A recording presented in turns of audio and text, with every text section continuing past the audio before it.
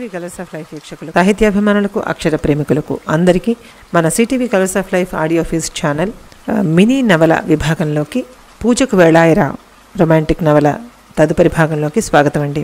ఈ నవల మీకు నచ్చుతోందని అర్థమవుతోంది. అలాగే మరింతగా లైక్స్ అండ్ సబ్స్క్రిప్షన్స్ రూపంలో మీ సపోర్ట్ని మన ఛానల్కి అందిస్తారని, ముందుకు తీసుకువెళ్తారని మనస్ఫూర్తిగా కోరుకుంటూ నమ్ముతూ దీని తదుపరి భాగంలోకి అయితే వెళ్ళాలండి. వెళ్ళే ముందు ఆలోచించకుండా వెంటనే ఒక లైక్ చేసేయండి. ఆ తర్వాత మన స్టోరీని ఎంజాయ్ చేయండి. ఇక మౌర్య విరజ ఏం కాబోతున్నారో తెలుసుకుందాం.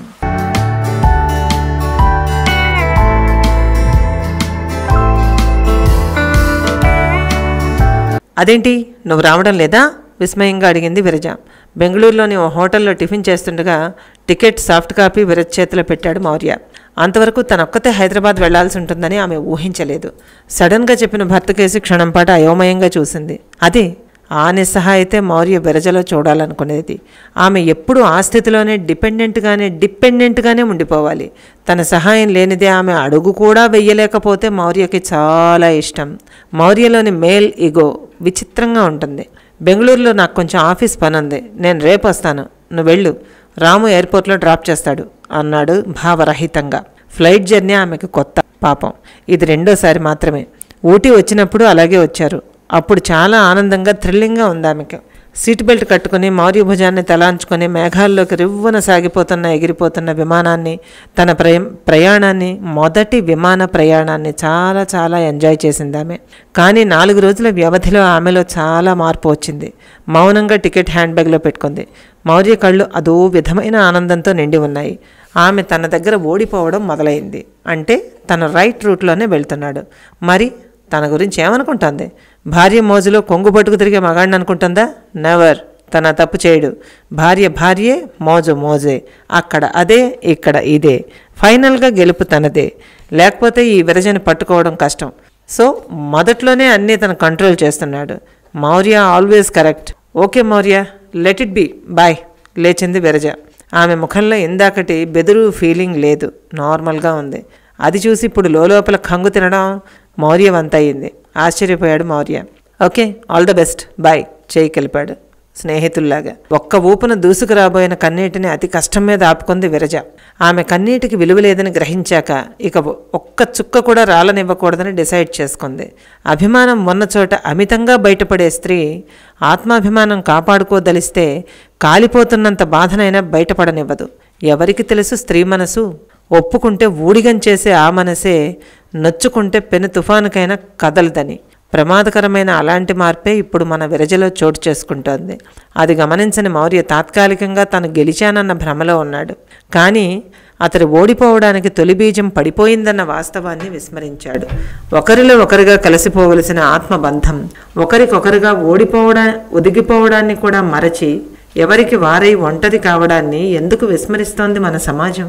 ఉదయం 6 గంటలవుతోంది. పైకి రాబోతున్న భానుణ్ణి అప్పుడే ఇటు చూడొద్దన్నట్టుగా నల్లటి మబ్బొకటి పక్కమించి లేవబోతున్న వాడిని తన మురిపాలతో సరదాలతో అలరించిన ప్రియసఖి తెల్లవారగానే ఎక్కడ కౌగిలి వీడి కదలిపోతాడేమో అని కలవరపడి తన పైట కొంగుతో అతడి ముఖాన్ని కప్పేసినట్టుగా చమక్కని కనుమరుగయ్యాడు సూర్యుడు. తెల్లటి కాంతులు ఒక పక్క, నల్లటి మబ్బుల సయ్యాటలు ఒక పక్క, క్రితం రాత్రి కురిసిన వానజల్లుకి చిత్తడిగా తడిసిన పచ్చిక మీద మెరిసి మెరవని నీరెండ కిరణాలు, ముద్దులతో ముద్దైన ముగ్ధ సిగ్గు మోముల, లేత ఎరుపు పులుముకున్న ఆకాశం తెలుపు, ఎరుపు, నీలి రంగుల్లో అద్భుతంగా కనిపిస్తోంది. ఆ చినుకులు రాలక తొంగి చూసే జవరాలి నవ్వుల హాయిగా తోస్తుంటే ఉదయ శోభని తనివి తీరా చూస్తూ మార్నింగ్ వాక్ చేసేవాళ్లు మామూలు ప్రకారంగా నడిచి వెళ్తున్నారు.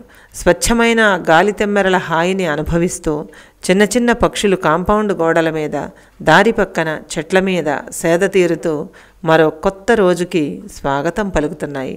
వాటి కువకువలు, అన్ని రకాల పూలు, వాన నీరు, మట్టి వాసన కలగలిసిన గాలి ఫ్రెష్గా ఆ ప్రాంతమంతా తారుణ్యం ఉట్టిపడేలా చేస్తూ ఉంది.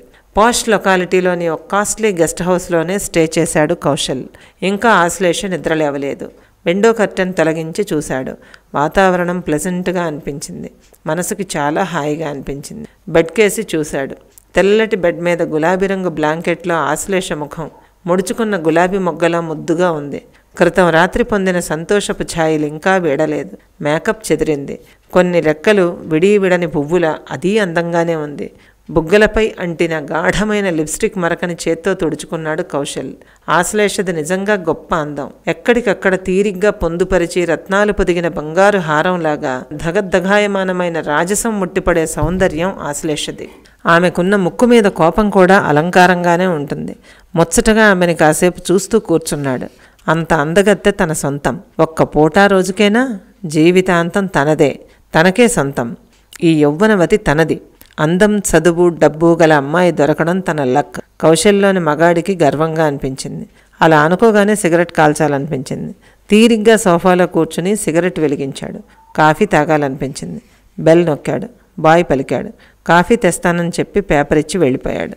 ఆ గదంతా ఆశ్లేష తాలూకు పరిమళం నిండి ఉంది. ఖరీదైన పెర్ఫ్యూమ్స్ వేసుకుంటుందామె. టైం చాలా ఉంది. మెల్లగా ఆమె నుదుటిపై చుంపించాడు కౌశల్. ఆటోమేటిక్గా ఆమె చేతులు అతడి చుట్టూ బిగుసుకున్నాయి. తన వైపుకి లాక్కుంది ఆశ్లేష.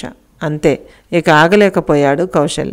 దాదాపు ఒక అరగంట తర్వాత అలారం శబ్దంతో ఉలిక్కిపడ్డారిద్దరు.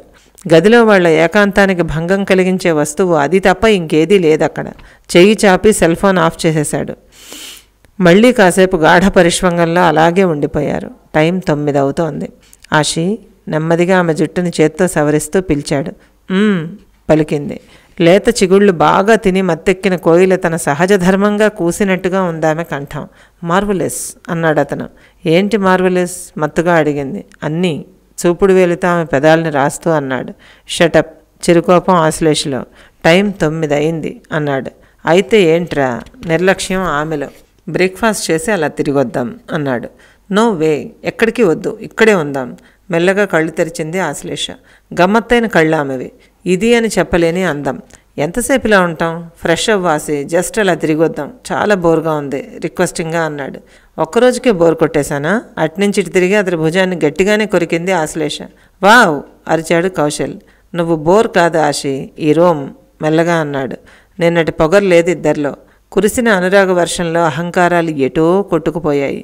అదే ఆ అనుబంధంలోని మహత్యం. Sex is the best communication. ఎక్కడో చదివింది గుర్తుకొచ్చింది. కాసేపు మాట్లాడుకున్నారు. తర్వాత గిల్లి కజ్జాలు. ఇక ఆ తర్వాత అలకలు, బతిమాలించుకోటాలు. గడియారం కూడా బద్ధకంగా తిరుగుతోంది. ఇంకా ఉంది.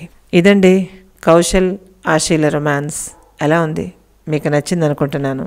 మీ పెళ్ళైన తొలినాళ్ళు గుర్తొచ్చాయనుకుంటున్నాను. గుర్తు రావాలనే నా ఉద్దేశం కూడా. ఇక ఆశి కౌశల్ దగ్గరైపోయారు. వాళ్ళిద్దరి మధ్య ఏ గొడవలు లేవు. నెమ్మదిగా ఒకటైపోయారు. మరి మిగిలిన విరజ, మౌర్య ఏం కాబోతున్నారు? ఈ విషయం తదుపరి భాగంలో తెలుసుకోబోతున్నాం. ఇక ఆలస్యం ఎందుకండి? ఒక లైక్ చేయండి, అలాగే సబ్స్క్రైబ్ చేసుకోండి. మన ఛానల్ని సపోర్ట్ చేయండి. మళ్ళీ దీని తరువాతి భాగంతో మీ ముందుకు వస్తా. అంతవరకు సెలవు. నమస్తే.